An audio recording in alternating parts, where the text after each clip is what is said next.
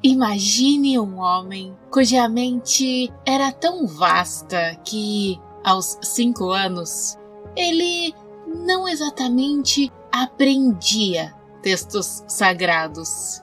Ele os recordava, como se estivesse apenas revisitando conhecimentos que a sua consciência já havia absorvido séculos antes. Um mestre tão dedicado à paz que foi expulso do Tibete por um governante que o considerava uma ameaça política.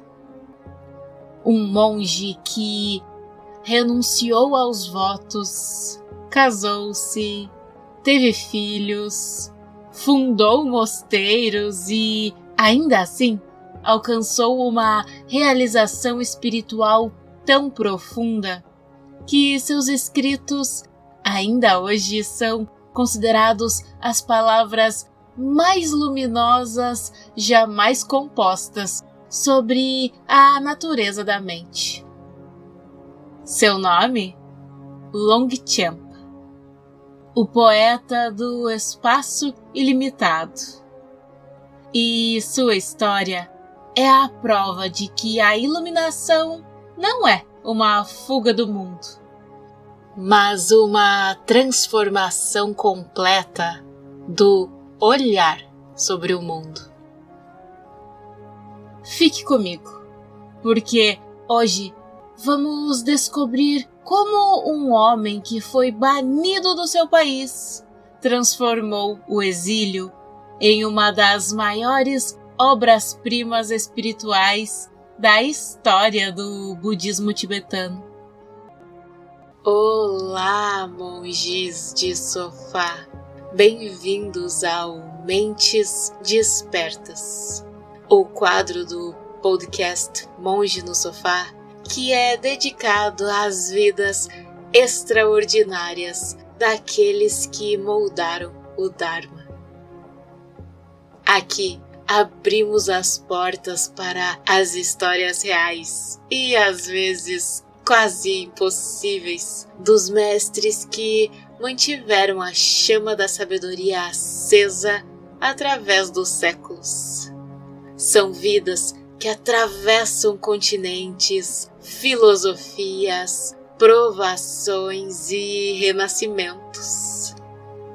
São vozes que ainda ecoam porque tocaram aquilo que não envelhece. Sente-se, respire comigo e permita que cada episódio seja como acompanhar o caminhar de uma mente que se tornou livre. Entre os grandes nomes do budismo tibetano, alguns são como montanhas, firmes e imponentes. Outros são como rios, fluindo com a força da compaixão. Longchen Rabjan, ou Longchenpa, como é carinhosamente chamado, é como o próprio céu acima das montanhas e dos rios. Nascido em 10 de fevereiro de 1308, numa era de efervescência espiritual no Tibete, ele se tornaria o grande sintetizador do Dzogchen, a grande perfeição, a visão mais elevada da escola Nyingma, que é a mais antiga do budismo tibetano. Ele é reverenciado não apenas como um mestre, mas como uma das 3 principais manifestações de Manjushri, o Buda da sabedoria, ao lado de Sakya Pandita e de Je Tsongkhapa. Se Milarepa canta o Dharma em canções que ecoam pelos picos do Himalaia, se Guru Rinpoche transforma os demônios da paisagem tibetana em protetores do Dharma, e se Matik Labdron corta as raízes do medo com a lâmina da compaixão, Longchenpa simplesmente abre o céu. Ele não luta, ele não destrói. Ele revela o espaço infinito que sempre esteve presente. A natureza luminosa da mente, que é a nossa verdadeira herança.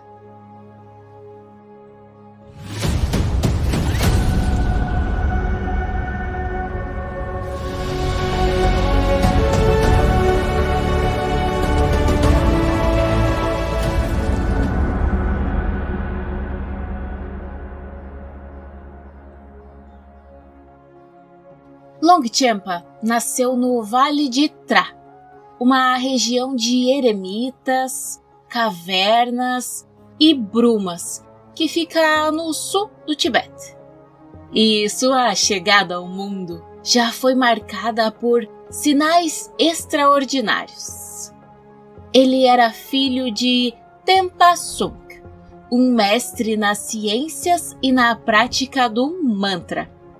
É importante aqui esclarecer que prática de mantra é um termo específico e legítimo no budismo tibetano. Os mantras são ferramentas contemplativas. A palavra em sânscrito significa man, que é mente, e tra, que é ferramenta. Ou seja, são frases de palavras e sílabas recitadas repetidamente para concentrar a mente em estados benéficos e protegê-la de pensamentos perturbadores. O pai de Longchenpa, o Tenpa Sung, portanto, ele era um mestre tanto nas ciências budistas quanto nessa prática contemplativa de recitação de mantras. A sua mãe se chamava Dronza Sonamgyem, e ela era descendente de uma ilustre família ligada a Atisha. Ou seja, Longchenpa trazia em seu sangue a herança direta dos primeiros estudantes de Padmasambhava. Que karma maravilhoso nascer numa família assim, vocês não acham? Desde muito cedo, sua mente demonstrava uma clareza e uma velocidade que assombrava os seus mestres.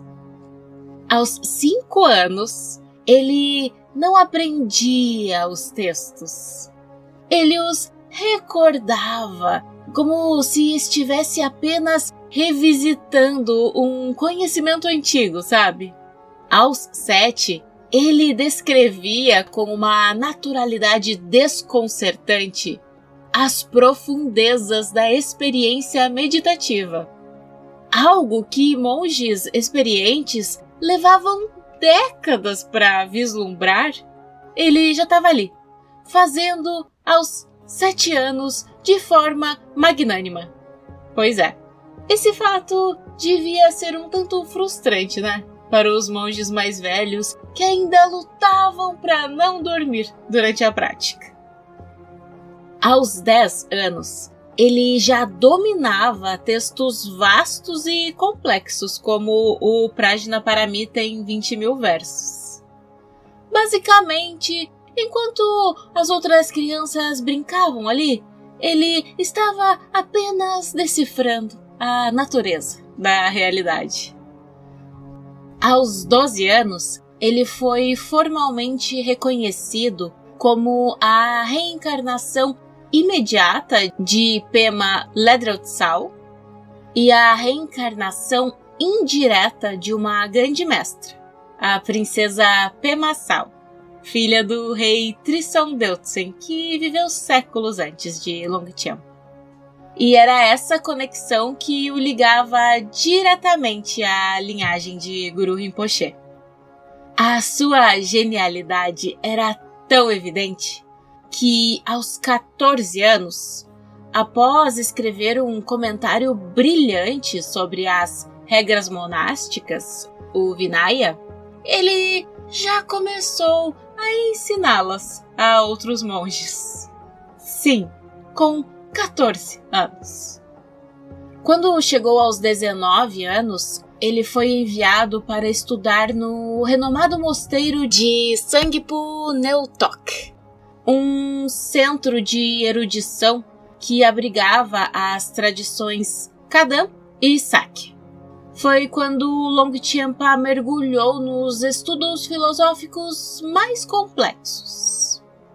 Ele estudou com mais de 20 mestres diferentes, incluindo entre eles o terceiro Karmapa, Hangyong Dorje.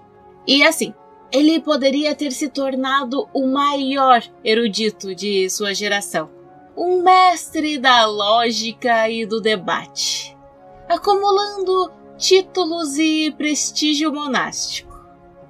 Mas por trás do prodígio intelectual havia algo mais profundo, um delicado afastamento da vida comum.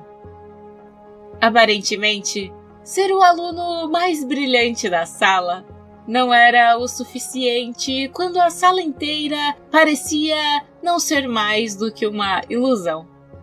Longchenpa não vivia distraído. Ele vivia em outro tipo de atenção. Conta-se que um de seus mestres dizia: Longchen é como alguém que se lembra de um sonho muito antigo.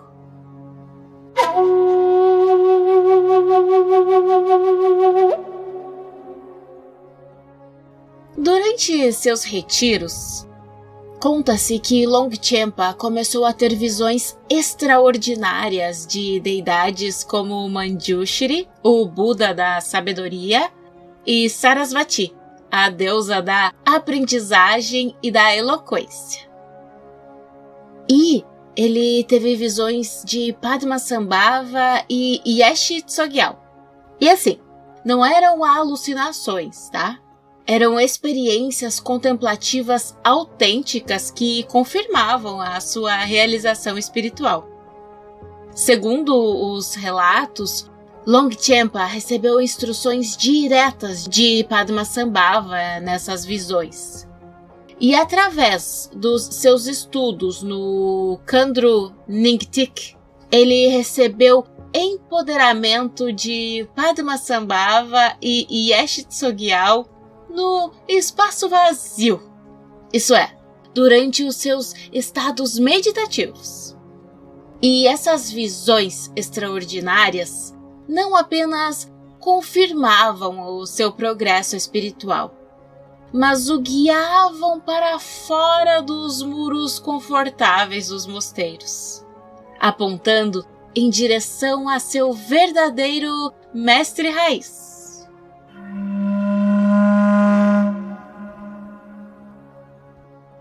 E foi nas montanhas remotas que ele encontrou Higdzin Kumaradza, o seu mestre raiz, um yogi errante e asceta extraordinário que vivia como se fosse feito de vento.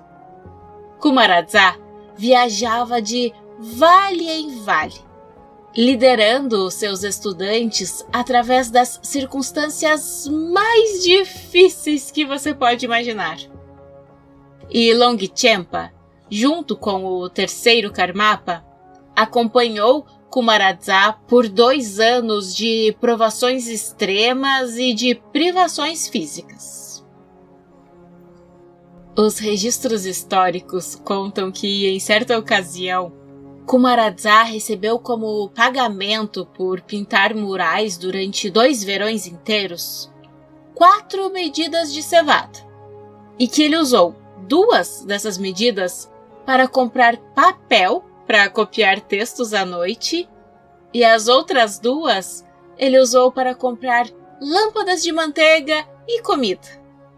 E devido a essas privações, é dito que ele foi severamente afligido por piolhos, mas considerava que isso trazia a ele uma realização excepcional.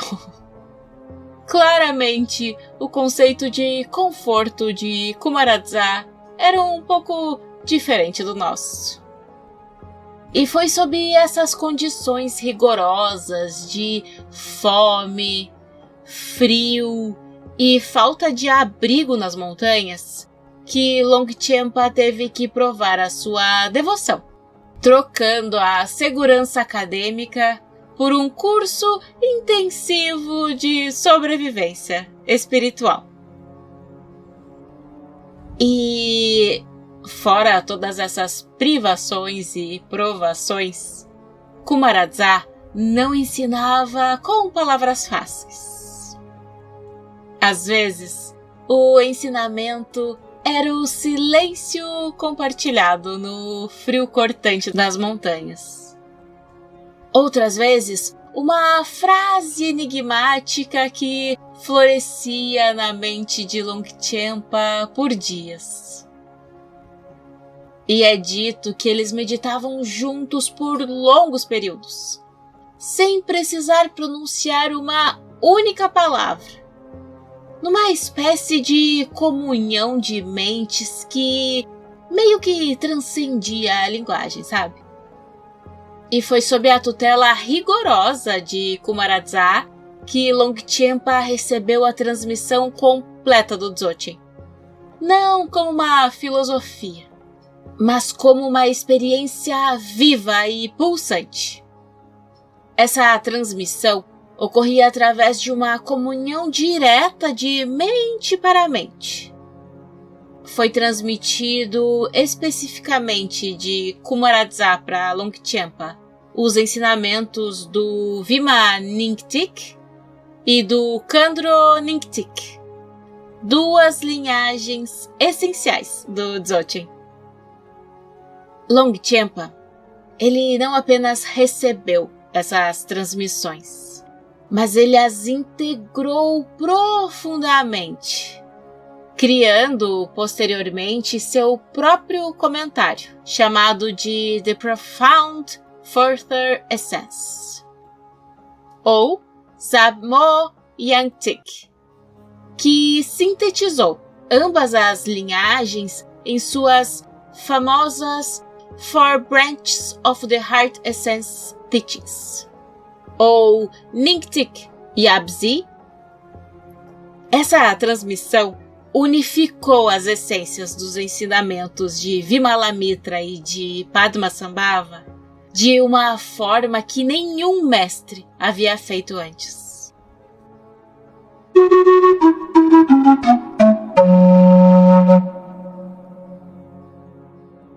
Quando Longchenpa finalmente desceu das montanhas, após completar os seus retiros com Kumaradza, ele não era mais o prodígio intelectual que havia partido. Ele era agora um mestre realizado, um yogi cuja mente havia tocado as profundezas do Dzogchen. E sua fama se espalhou rapidamente pelo Tibete. Mestres de diferentes tradições começaram a reconhecê-lo não apenas como um erudito brilhante, mas como um ser de realização genuína. E sua sabedoria era tão profunda que as pessoas diziam que ele falava como se transcrevesse o próprio vento, porque suas palavras tinham a qualidade de revelar aquilo que já estava presente, mas que nunca havia sido nomeado. Porém, a vida contemplativa que Longchenpa buscava seria interrompida pela política. Gompa Kumrin de Drikung, um dos líderes políticos mais poderosos do Tibete naquela época, reconheceu em Longchenpa uma emanação de Manjushri, o Buda da sabedoria. E Kumrin não era apenas um político, ele era um praticante espiritual genuíno que compreendia o valor de um mestre autêntico. Então, ele convidou Longchenpa para Drikung e ofereceu recursos consideráveis para que Longchenpa restaurasse o antigo templo de Zalakang, um local sagrado que havia caído em ruínas. E nem por ambição, nem por desejo, mas porque reconheceu a oportunidade de servir ao Dharma através dessa restauração, Longchenpa aceitou o convite. E junto a essa tarefa, ele também guiaria Kongrin profundamente no caminho da libertação.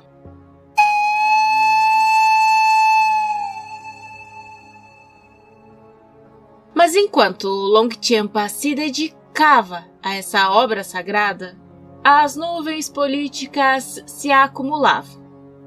Tai Situ Jangchup Gyaltsen, o fundador da dinastia Pagmodrupa e o homem que havia libertado o Tibete inteiro de séculos de domínio mongol, via com crescente preocupação a influência de Longchenpa sobre o seu rival político, o Gonpa Kongrin. Para alguém como Tai Situ, um homem de poder absoluto, com controle militar e político total sobre o Tibete, um mestre espiritual que podia trazer paz entre inimigos, era uma ameaça que não podia ser tolerada.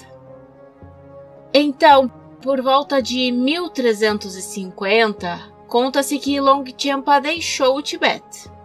Ele se dirigiu para o sul, para as montanhas remotas do Butão, um reino de cavernas e florestas antigas, onde o silêncio era tão profundo quanto o próprio Dzogchen.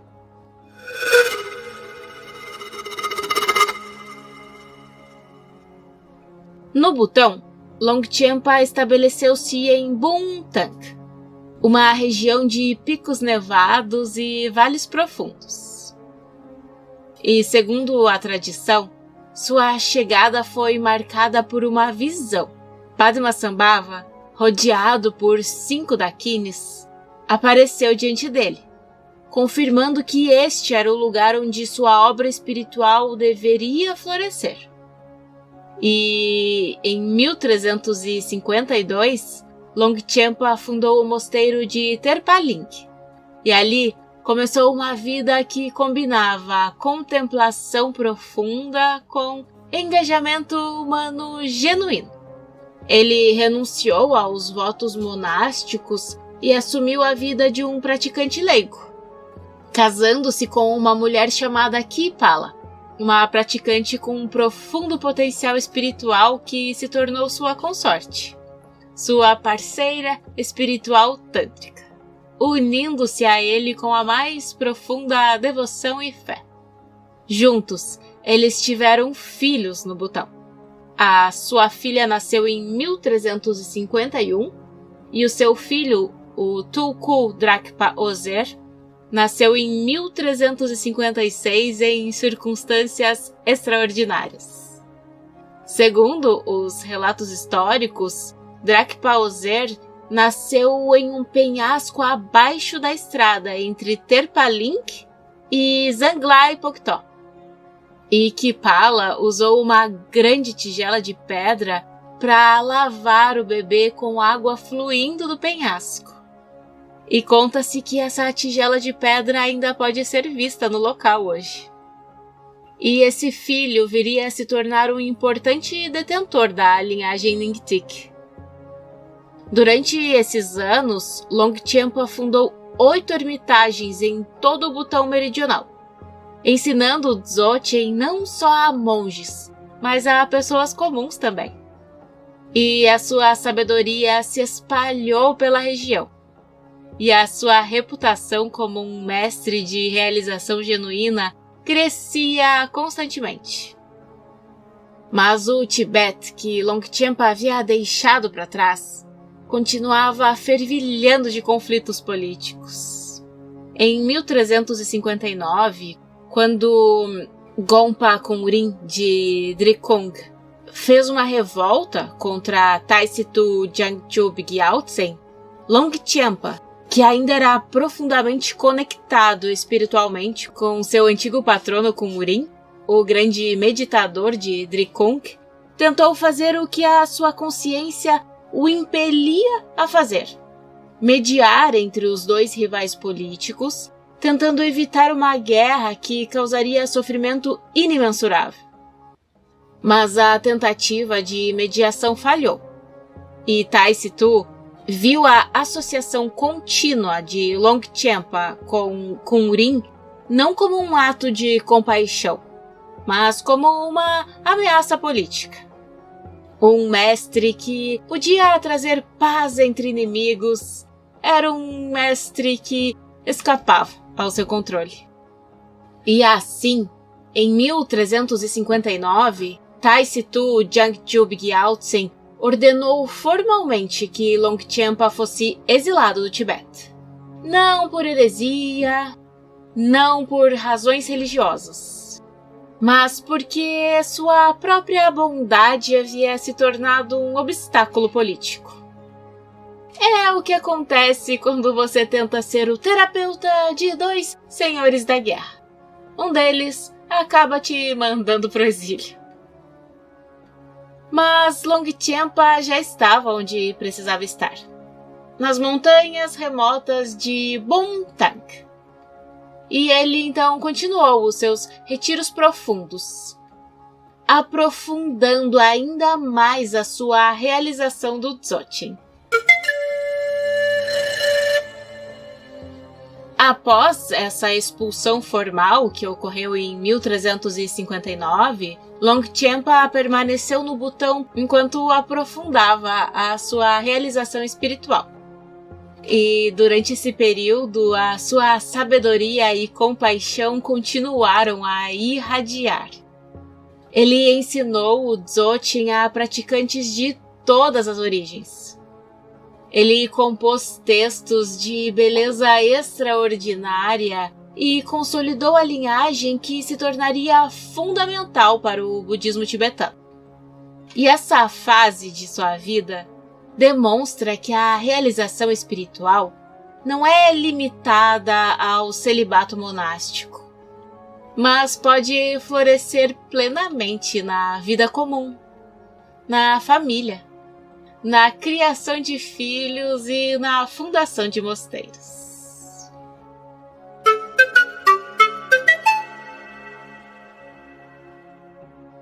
Após anos no Butão, Longchenpa retornou ao Tibete em 1363. O país havia mudado e a política havia se transformado. Mas Longchenpa não retornou para reivindicar o seu lugar ou para buscar vingança contra Tai Situ Jangtjub Gyaltsen, o homem que o havia expulsado. Ele retornou como um mestre completo, carregando consigo a profundidade do Dzogchen que havia realizado nas cavernas de Bumthang. Seus escritos já circulavam entre os estudiosos e praticantes, e sua fama como um dos maiores mestres do Tibete havia se consolidado. E o que aconteceu a seguir é talvez o teste mais profundo de sua realização espiritual. Conta-se que Longchenpa não apenas perdoou Tai Situ Jangtjub Gyaltsen, como ele também aceitou dar a ele ensinamentos espirituais. E isso não se tratava de um gesto político ou de uma demonstração de poder. Se tratava da expressão pura de uma mente que havia verdadeiramente compreendido a natureza vazia de todo ressentimento. Para Longchenpa, Tai Situ não era um inimigo, mas um ser que merecia compaixão. Alguém que havia agido a partir da ignorância e do medo. A sua mente era verdadeiramente tão vasta e tão sem ressentimentos quanto o céu que ele descrevia em seus ensinamentos.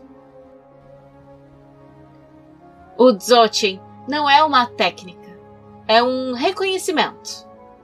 E Longchenpa o descreveu como ninguém antes e ninguém depois. Durante seus retiros, Ele escreveu passagens de uma beleza e profundidade avassaladoras. Como, por exemplo, a mente desperta é vasta como o céu. Pensamentos são apenas pássaros. Não há por que persegui-los. Sua realização não era filosófica. Era direta, imediata. Longchenpa viu que a mente não precisa ser purificada, pois sua natureza é intrinsecamente pura. A realidade não precisa ser consertada, pois ela é a manifestação espontânea da sabedoria. E a iluminação não é uma conquista, mas um descanso. Não um descanso preguiçoso, mas o descanso de quem parou de fabricar um eu para carregar. Ele descreveu o despertar como simples intimidade com o que já é.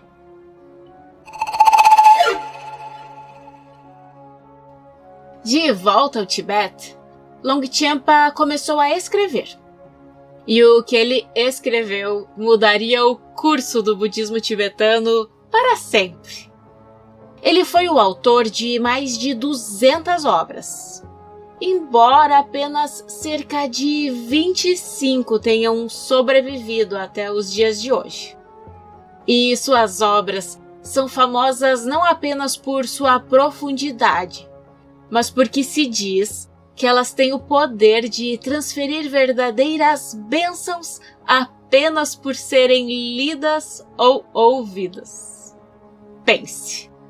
E suas obras mais famosas são os 7 Tesouros, Dzogchen, que é uma coleção monumental que une filosofia, poesia, instrução meditativa e uma pureza literária poucas vezes vista na história da humanidade.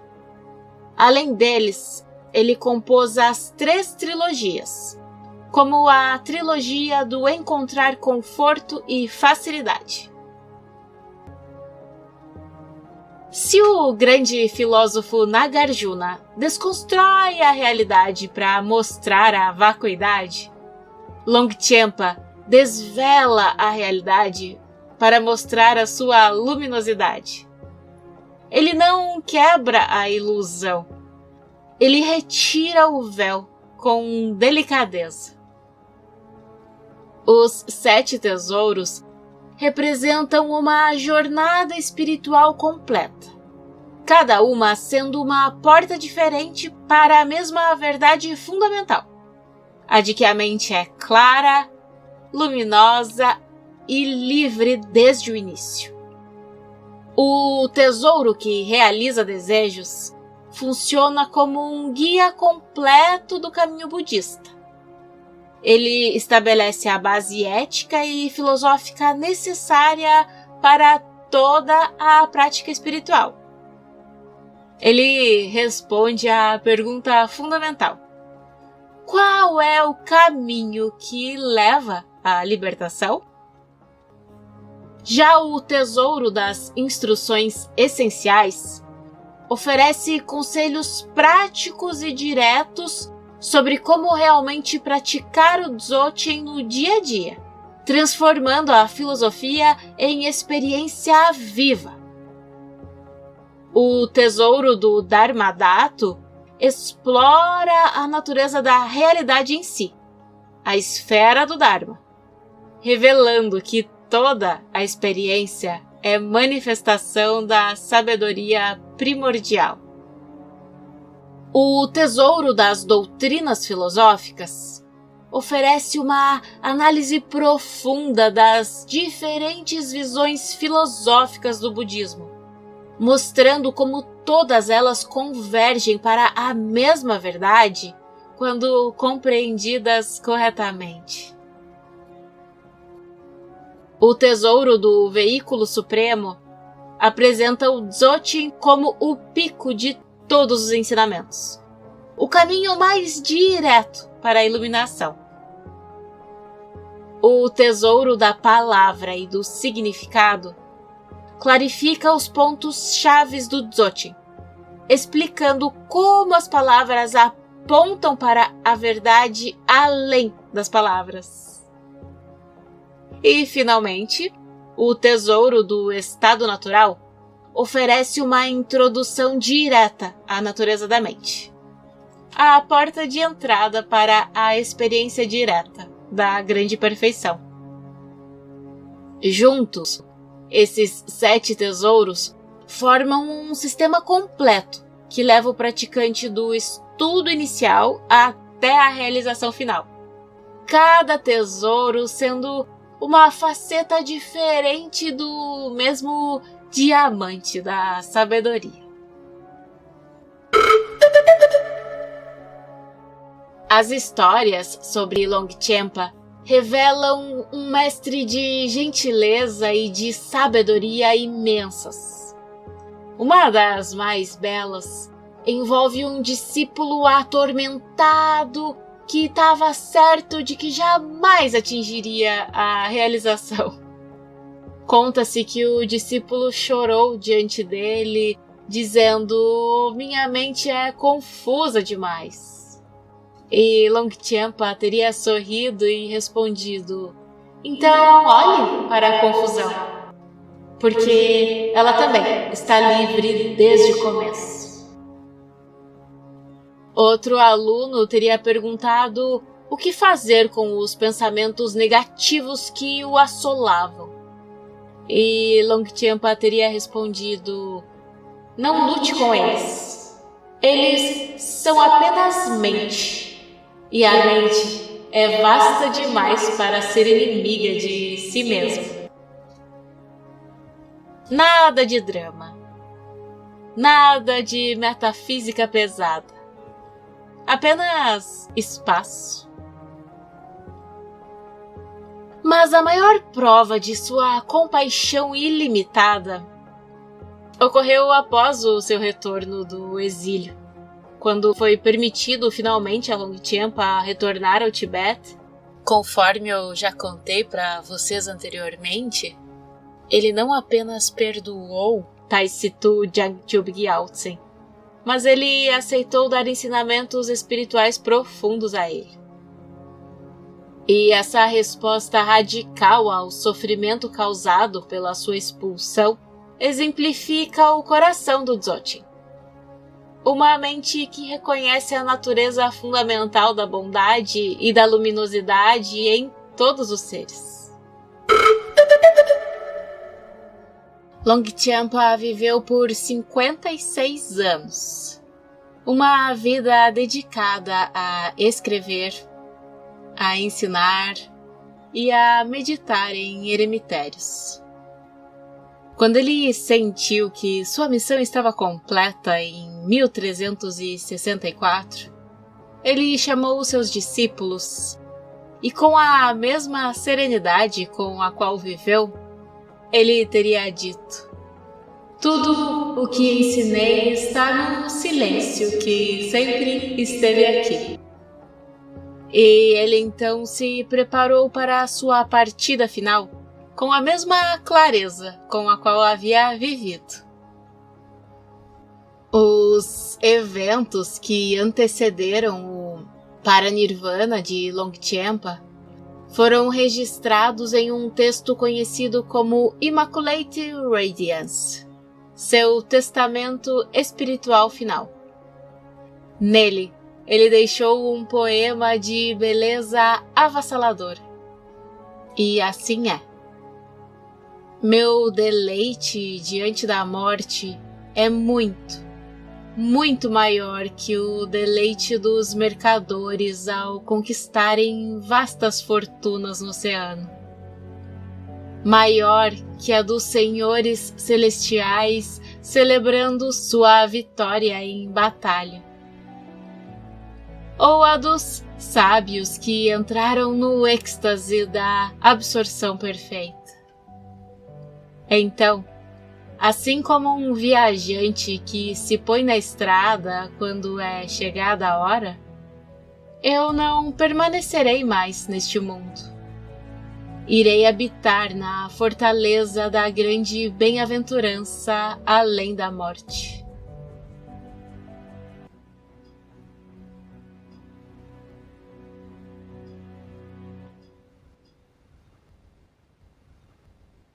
E então ele entrou em meditação profunda. E as testemunhas relatam que um brilho suave, não forte, não teatral, mas íntimo e presente, pareceu surgir no ambiente. E então, com o último ciclo de respiração, Longchenpa teria simplesmente se dissolvido na vastidão que sempre ensinou. O seu corpo permaneceu imóvel, na postura de meditação, como se estivesse apenas descansando.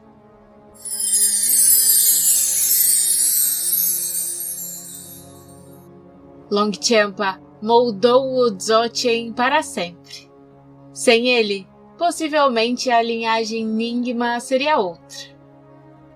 Sua síntese genial de todos os ensinamentos Dzogchen disponíveis em sua época influenciou todos os grandes mestres que vieram depois dele, incluindo Jigme Limpa, Patru Rinpoche e, em tempos mais recentes, Dilgo Khyentse Rinpoche e Dudjom Rinpoche. Ele é a ponte entre o silêncio primordial e o mundo humano. É o poeta do espaço, o mestre da simplicidade suprema.